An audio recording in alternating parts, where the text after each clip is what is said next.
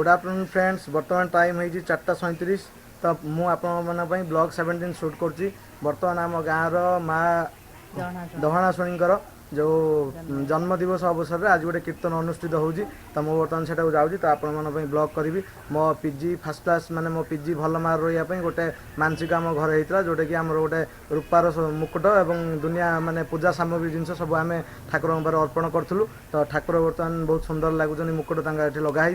तो मुझे बर्तमान ब्लॉग सब जिन आपको देखिए कहि ठीक अच्छे वेट करूँ। मुझे बर्तमान जाऊँगी पहुँचला पर नेक्स्ट ब्लॉग जोड़ी आपण सब जनइबी ठीक अच्छे।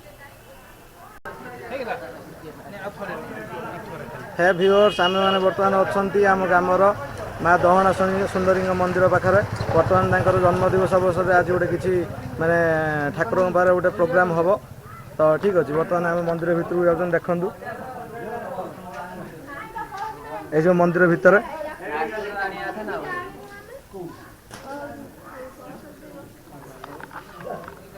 ये देखो जो मंदिर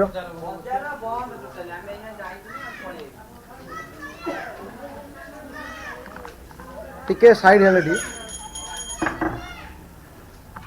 ये बर्तमान व्यूअर्स मैंने देखो ये हूँ मंदिर।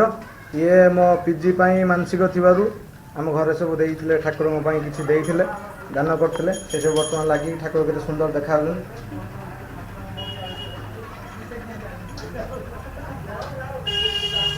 तो ये सब तार चारिपट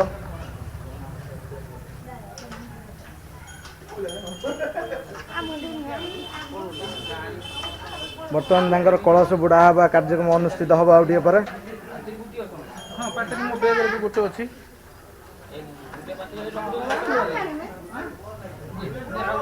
ये नना ये हूँ आम नना ग्राम देवी ये नना ये आम पूजा अर्चना कर बर्तमान ठीक अच्छे। नना किसी कहतु दीपद माँ को उद्देश्य हाँ महामारी दूरे जाओ महामारी दूरे जाओ यहाँ समस्त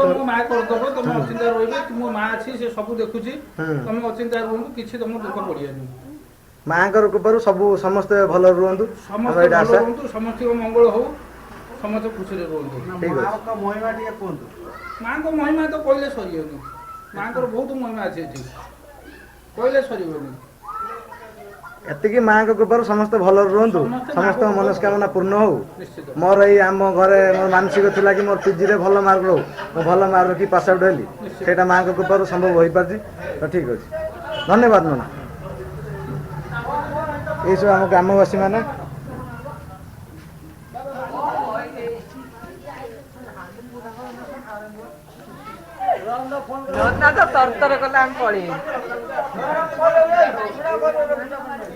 तो बर्तमान देखिले कमेंट सेक्शन में कमेंट करूँ आम ग्राम देवी मंदिर के सुंदर होमती लगे आप सब कमेंट सेक्शन में कहींपर। चैनल को सब्सक्राइब करूँ और बेल आइकन प्रेस करूँ।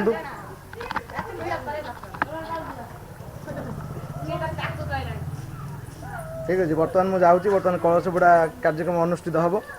तो मुझे सन्ध्या बेलू आसिक पूजा अर्चना योगदान करी ठीक अच्छे धन्यवाद। जय जगन्नाथ।